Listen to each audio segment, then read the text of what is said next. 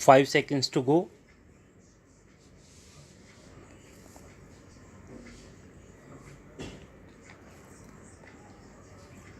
Start. If you scan the history of the railways in this country, you will see that it was the presidency towns Bombay, Madras, and Calcutta that determined the pattern of our railways as well as of our industrial and economic growth. The British, when they landed in this country, established trading centers called forts. In Madras, it was Fort St. Georgia. In Calcutta, it was Fort St. Williams. And in Bombay, it was merely a fort, and there was one in Surat also.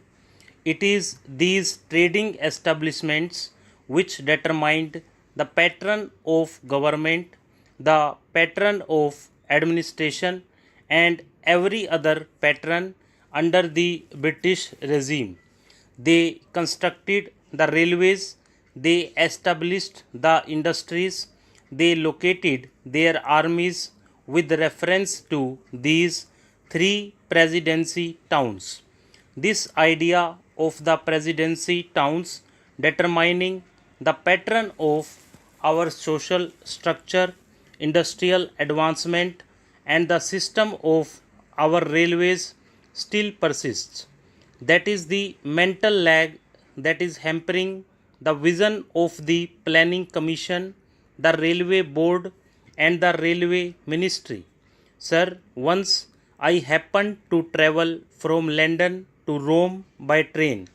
Another time I had to travel from Moscow to Leningrad by train.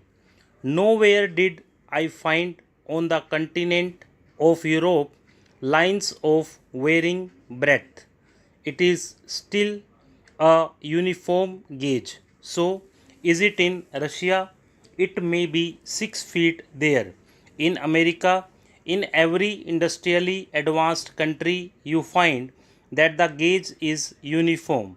This very country which ruled us, namely the United Kingdom, had inside its border a uniform gauge, but they inflicted three systems of gauge on India.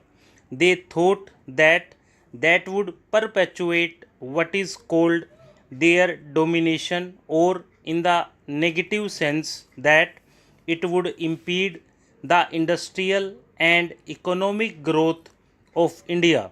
Secondly, it would make India always the customer and purchaser of lines and locomotives and rolling stock from the United Kingdom. In the old days, I am told, it is the government which built the broad gauge line, and it is the private companies that took to this meter gauge and the narrow gauge. Though they may not have had the destination of private and public sector in view then, it now appears that what the so called public sector then did has been good, and what the private sector then did has been to our disadvantage. I would appeal to these agencies to introduce a uniform gauge throughout India. In this connection, it will be interesting to note the talk of the Honorable Railway Minister about the schools, primary schools, higher secondary schools, and high schools for the Indian Railways. If you examine the previous speech of the Railway Minister and also the working report of the Railway Board, you will find that the same figure is repeated every year. I have examined the figures and I find that this year only 16 schools have been added, out of which 13 are primary schools, one is a higher secondary school, and 2 are middle or high schools. Instead of saying that they have been able only to provide 13 primary schools or 1 or 2 more high schools or higher secondary schools, the same figures are repeated in the speech.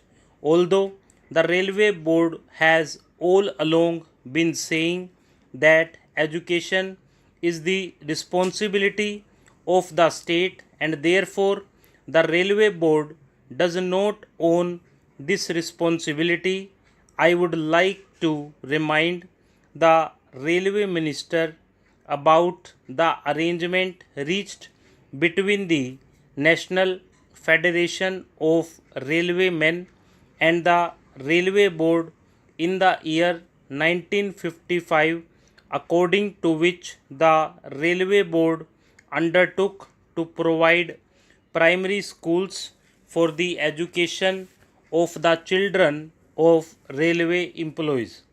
Sir, as I told you earlier, I had to say many things on the floor of this house, but I will conclude with only one or two more observations. I will first deal with the labor relations on the Indian Railways. I slightly differ from my honorable friend when he quoted me as saying that the permanent negotiating machinery has completely failed.